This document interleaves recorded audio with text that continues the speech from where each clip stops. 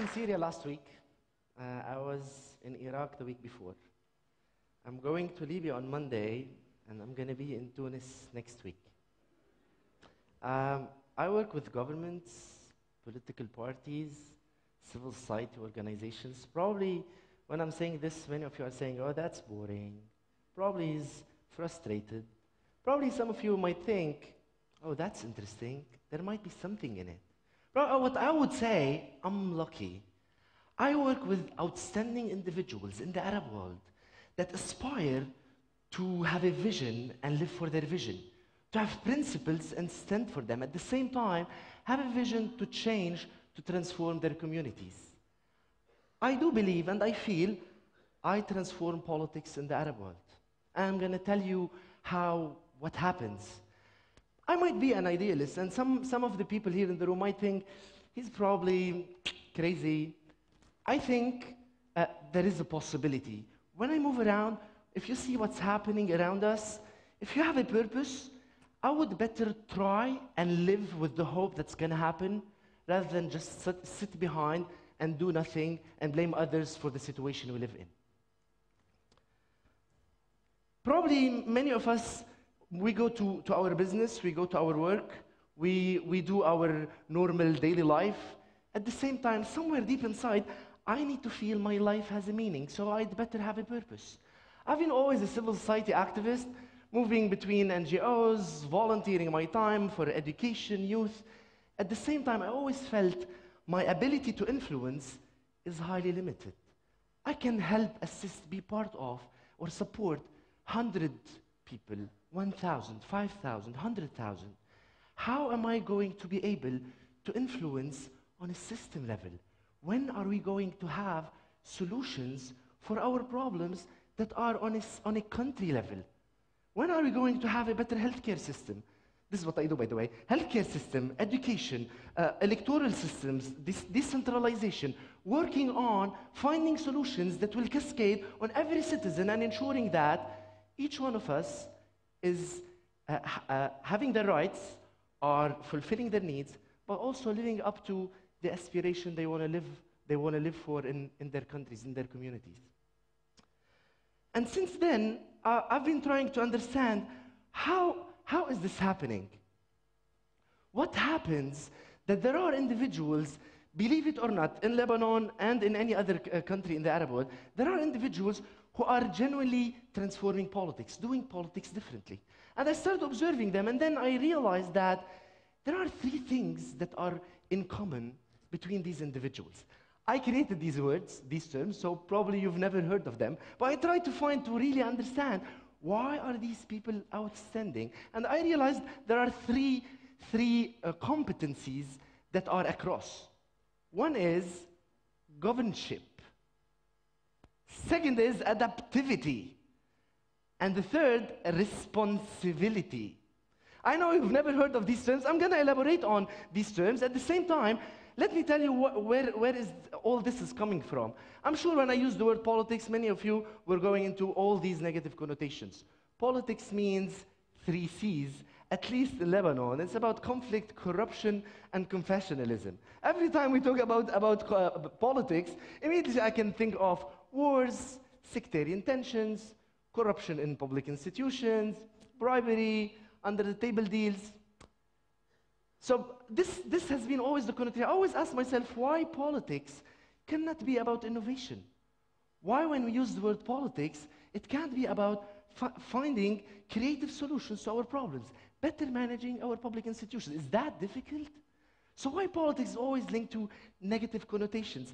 And like many of you probably here in the room, I'm one of the people who were born at the beginning of the war.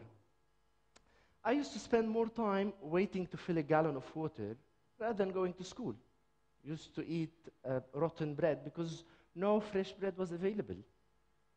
Nothing was for granted during then. Not oxygen, not electricity, not even people, not life itself. I used to wake up in the morning, I want to make sure when I look around that people I love are still there. And since then, this question kept coming to my mind.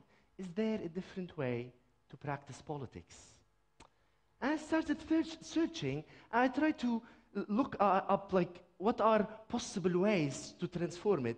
And then, based on my business experience, part of me is an entrepreneur, and part of me is an activist, I realized if we bring these two concepts together, there might be something in it. And I would call these outstanding individuals political entrepreneurs. So we're talking about politics, managing the public sphere and public affairs, so it means providing us with the best quality service and ensuring our rights. At the same time, it's about entrepreneurship, taking risk, creating value, being innovative. Imagine we mix these two concepts together in one individual. There might be something in this. I tried to research the concept online.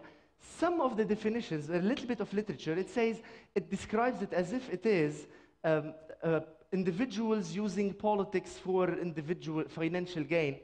That's not what I'm meaning here. I'm meaning about these outstanding individuals who can stand for their values, have a vision, at the same time, they're willing to govern and manage the public space, public institutions, providing policy solutions, at the same time, being risk takers and create value and solve our issues. Let me elaborate a little bit about these three concepts, these three competencies. The first one is governorship. These individuals have in common that they can govern, they can rule, they can manage public institutions, they can manage organizations. At the same time, they have good leadership skills. They influence people around them positively.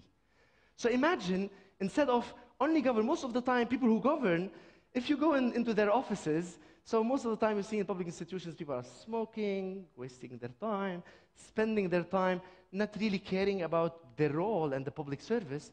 So imagine if you go into a public institution and you see that people can govern, at the same time they can influence positively people around them. That would be a difference. I can think now of, there was this lady who was with the Peshmerga during the Saddam regime. This lady used to go to the mountains, and literally fight for her people's liberation. Until one day, Saddam fell, and she started a women movement, trying to help women in Iraq to live up to their dreams and their aspirations, empower them, support them. And then this woman became she founded the first Ministry of Women Affairs in Iraq. This woman had the energy and had the vision, the competence to govern, at the same time to lead. I was in a workshop, she was in the room, all young ladies around her were super inspired. They were just looking at her, hoping one day they will become like her. The second competence is about adaptivity. It's adaptation and creativity. Many times when we talk about adaptation, so we're living in a difficult environment. So many times we have a lot of issues to deal with. Unemployment, environment, health, education, technology, so many problems we need to deal with. Yes, but we need to adapt to the new realities. At the same time, we need to be innovative. Imagine there are millions of jobs that need to be created by 2020 for the Arab world. We'll talk about more than 100 million jobs to be created. How are we going to do that? People I met in the Arab world, in Lebanon, these people who can have a competence of being able to adapt, to learn. How many times you meet politicians who can listen? Rarely I can go into an office and they can ask you questions. They can't even ask questions. So imagine if we live in a world where politicians can listen, ask questions, learn, and tell you, oh, maybe I don't know, help me out. This cannot happen easily in our world today. There are people who are like this, who can adapt, learn to new realities, at the same time being creative. The third competence is responsibility. It's about responsibility and responsiveness at the same time. So when people become politicians, imagine they become a different class. So they drive different cars, have bodyguards, suddenly as if there is a gap between them and citizens. They forget that people who got them into power, they have needs and they got them for a reason. So a third important governance for the next generation of leaders, political entrepreneurs, is about these people who can be responsible, means looking at the system as a whole and see how they're going to solve problems, at the same time hearing people's needs. I worked on a project on decentralization in Lebanon, moved in 130 municipalities. And when we were looking at meeting people and interviewing people, whenever we asked about decentralization, they didn't connect.